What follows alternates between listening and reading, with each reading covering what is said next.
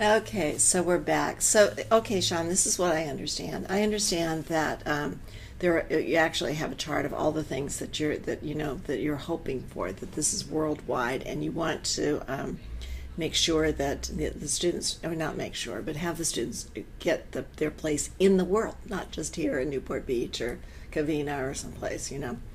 Um, and I guess my questions were all about, how does, okay, I get that, but how does that play out, like in first and second and third and seventh and eighth and ninth grade? And does it, is the teacher then going to be responsible in science? And I mean, actually, it would be easier if you were to just teach one teacher in a classroom. You see where my mind goes, little bits of things. Um, Rather than the science teacher and the English teacher and so on and so forth, which involves articulation and common view and common goals and stuff like that. So maybe you can help me out in explaining kind of how that would work. Let's just take a school that we both know really well, Ensign, a middle school example.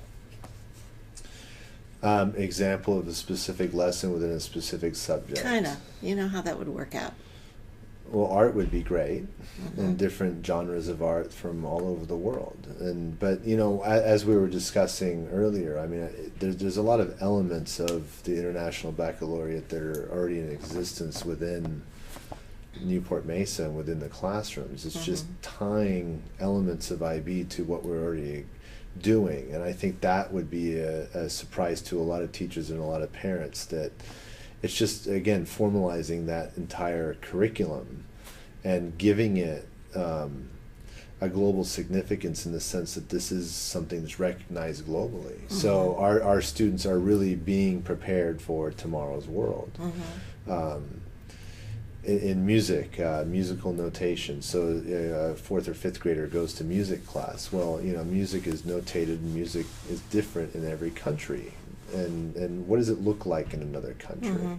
So therefore, the Western tradition of music that a child is exposed to in the fourth grade is what they understand of their world, of their place in Newport Beach, California. But when you start looking at music in Sri Lanka, your new favorite country. It is my new favorite country. I plan to go there just any second now. I would. It's formerly called Ceylon, right? Yeah, but right. at Didn't first, know that.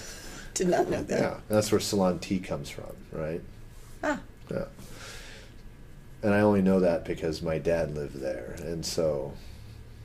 That's right. But that's my own frame of reference. Would you okay, go ahead. Just finish your thought.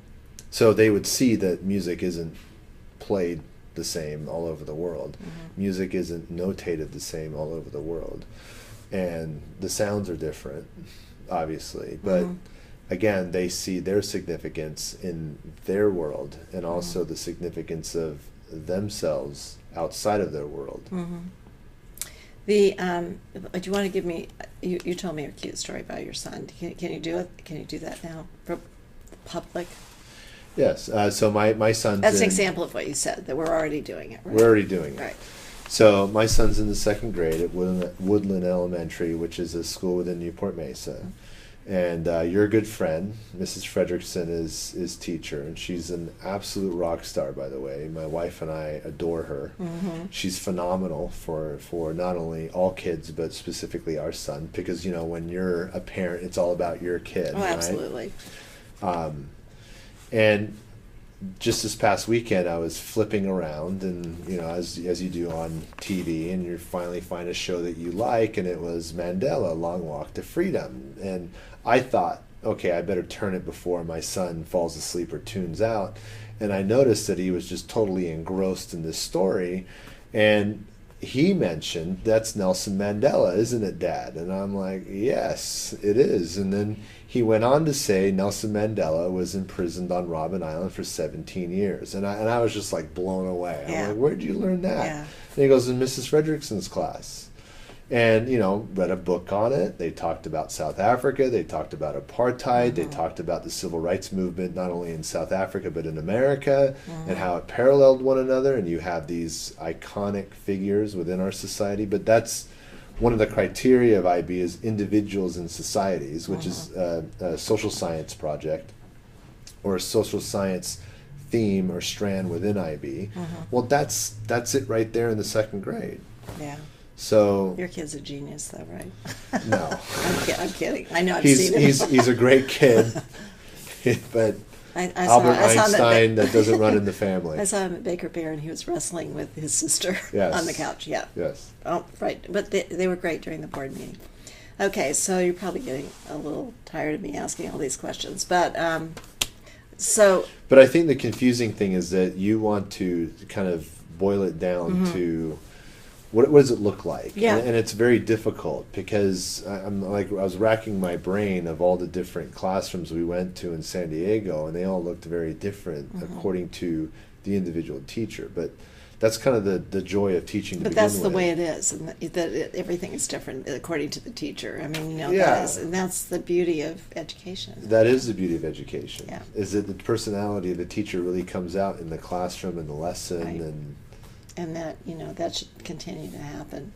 So, and you did tell me something about the graduation of, I don't know whether you call it graduation of the IB student, and then what they have to write. So maybe you could just tell us a little bit about that. So this is the diploma program, Right. which is an 11th and 12th grade program. And so students in the 10th grade start thinking about being a diploma recipient from Newport Harbor High School. And that's what I'm familiar with the most. And my former high school, Laguna Hills High School, was also an IB school. So one major component of a diploma, an IB diploma, is the extended essay.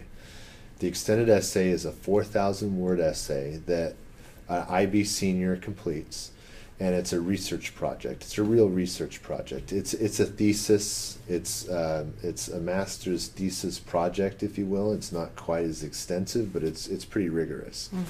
And so the student picks the topic, and some of the topics that we have: the history of impact of the Saturn V rocket, the role of the Orthodox Church in the creation of Moscow, the influence I like the woman one. Which one is that?